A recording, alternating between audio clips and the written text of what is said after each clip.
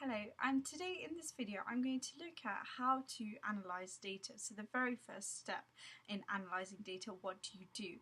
Now I don't normally do videos on maths, anything maths related, because I believe maths is something you learn by doing, but I've come up with a table which I think it's really useful to me, so I think it will be useful to you, and in this video I'm just going to talk you through the table.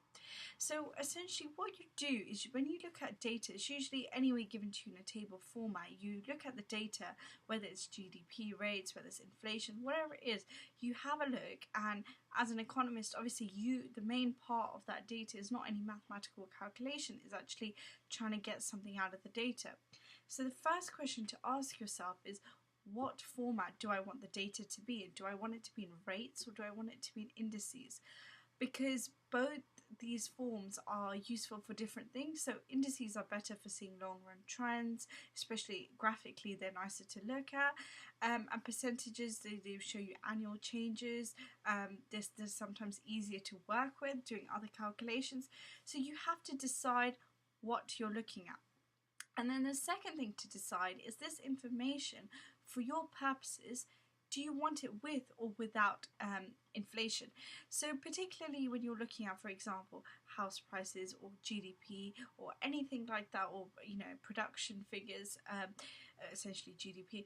But basically the main thing is you need to know that, is inflation going to distort your interpretation of the data? If it is, you're looking at something called the real value, and if it's not, then you're looking at the nominal value. So in my table I've written that real means that the end product excludes inflation, and nominal means it includes inflation.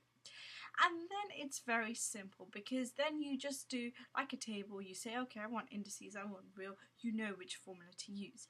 But I'll quickly just talk you through all four formulas. It shouldn't take too long, and hopefully this structure will help you in your first step of trying to make sense of any given data.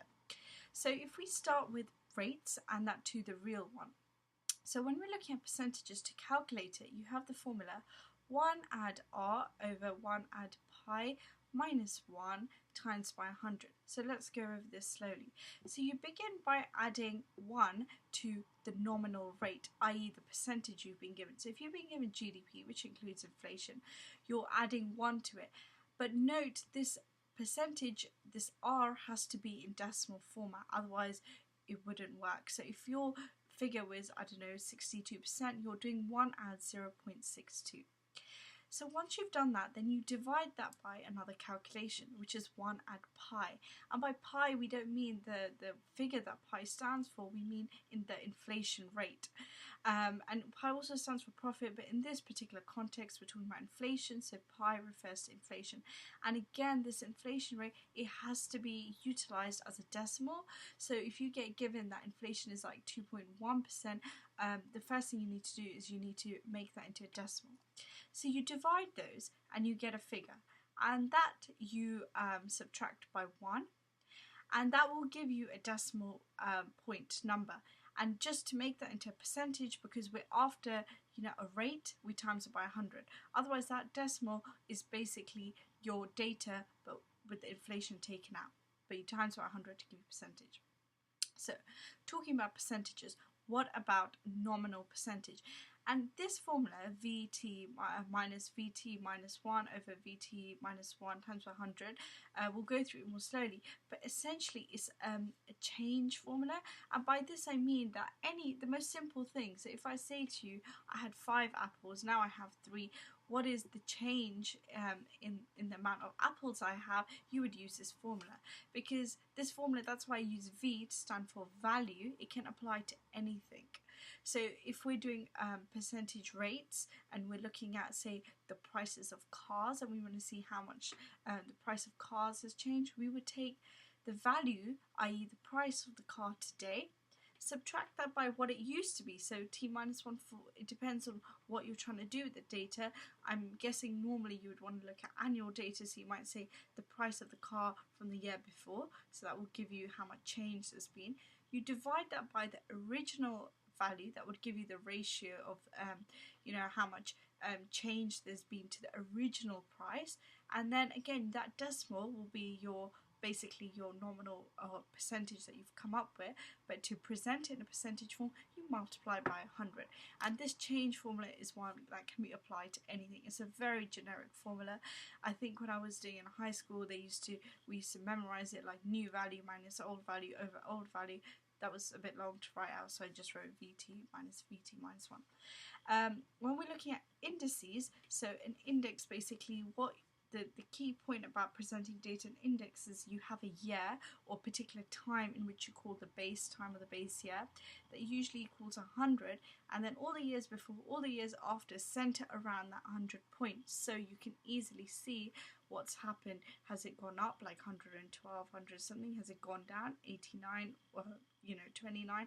What's been the change? And it looks nicer on a graph than percentage rates. And so if you want to calculate this, an index, without inflation, you're basically going to take your normal index value that you've been given, you divide it by whatever the price index is, and you times it by 100. So what I'm trying to say here is that you'll be given, say, the index for GDP is 112. That's your nominal value, because it includes inflation. Now you want to take inflation out, so you divide it by inflation, but you have to ensure that this price or this inflation figure is also given in an index form. That's why I wrote price index. So if that's like 103, you would do whatever I said before, I can't remember, divided by the price index to give you a value which you times by 100, so that it's presented in an index form. Now, just generally constructing an index, and you're not bothered about inflation, you just want to construct it, you would do one add R, R being the rate of change, so how much has there been a change between the time period now and time period before, so you do one add R, which is the change, times by the value of the index before. That will give you the current index value, and it's just a generic formula. And if you're trying to construct a simple index, then I think there's more simpler formulas you can do, but this is basically the generic one that you can just use to apply to everything.